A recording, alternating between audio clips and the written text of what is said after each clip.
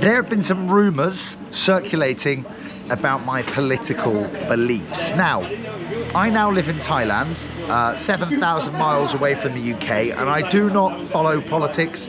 I don't care. It was too much for me. I decided to escape it all.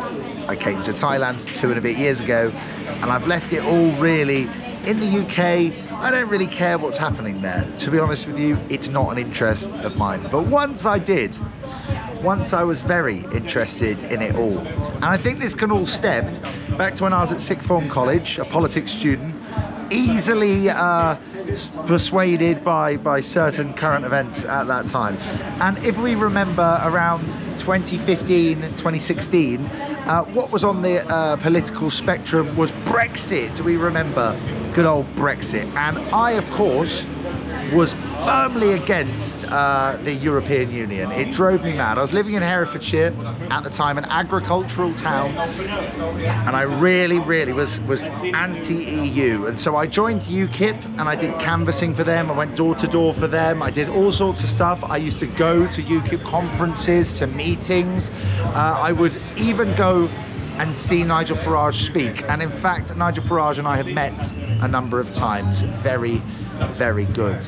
But this doesn't really answer what are my political beliefs. Now, I used to be somewhat on the right about most issues, but I found as I've got older, I'm certainly a lot less politically conscious.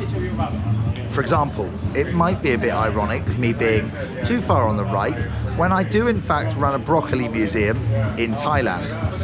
So maybe it wouldn't make much sense for me to go, no, all of the things like broccoli are very bad. When I don't think that, you know I don't think that. However, the one people always point out is the immigration one. People are like, isn't it ironic that you don't like immigration and you're all for UKIP, but you've immigrated to Thailand and you're an immigrant in Thailand, stealing people's jobs in Thailand.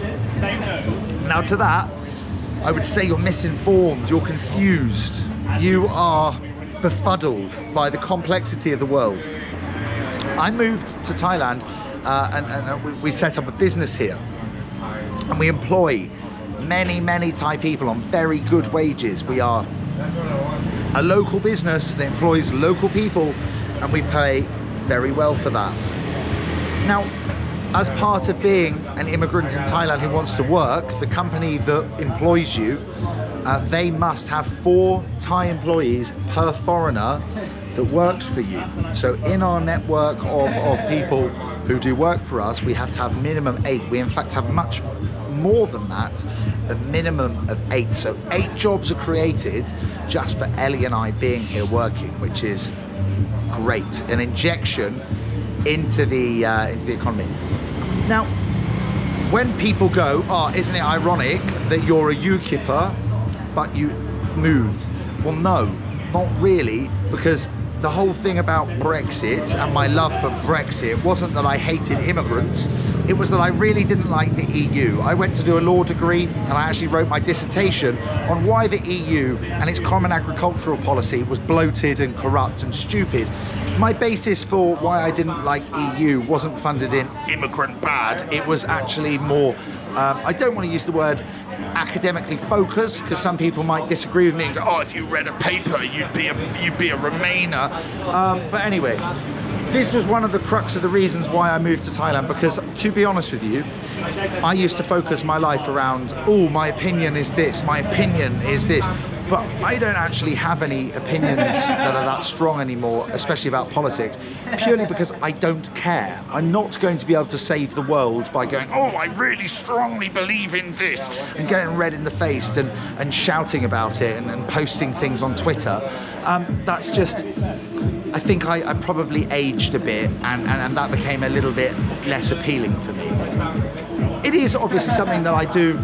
I'll read the news and I'll go, oh, this particular issue is causing me stress and I'm upset about this. But because I've got the public platform now, I don't really voice my opinion on political matters as well, largely because I don't want to piss half the people off.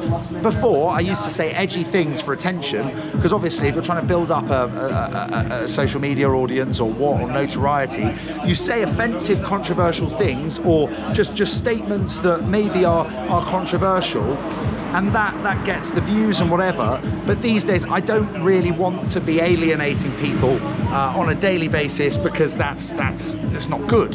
A lot of people watch the stuff, and so my personal opinion matters less on a lot of things.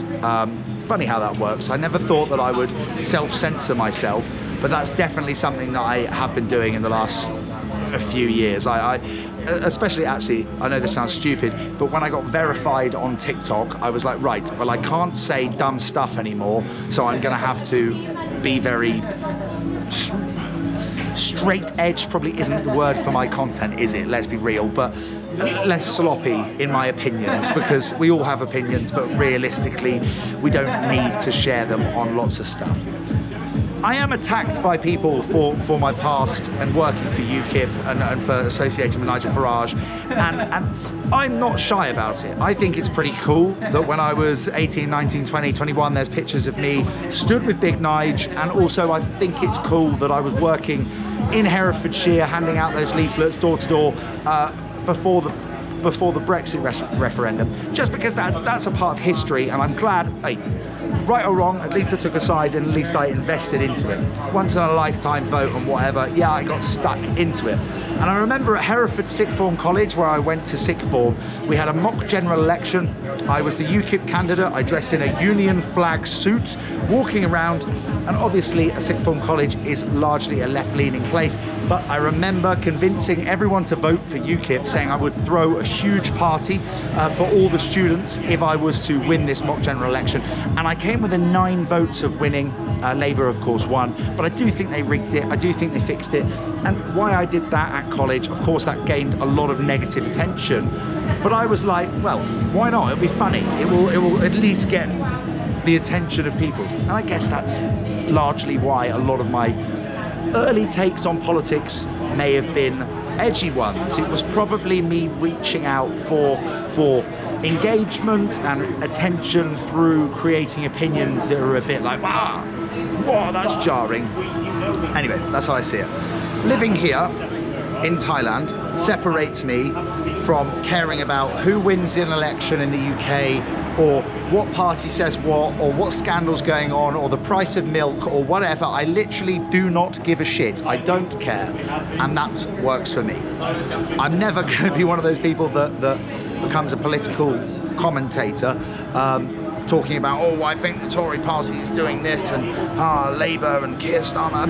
It's not an interest of mine, and I just don't really want to talk about that on social media. But I thought I would cover this. I thought I would talk about my stance on politics, and why on TikTok sometimes you may be seeing things like, oh, Tom Birchie used to work for UKIP, Tom Birchie's did this and Tom Birchie's that. Well, yeah, I did, and it was fun. It was cool. I'm glad I did that. It provided me with useful experiences in my life.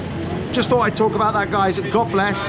Have a great day. And remember, please do subscribe and like the videos. It helps out a lot. Take care. God bless.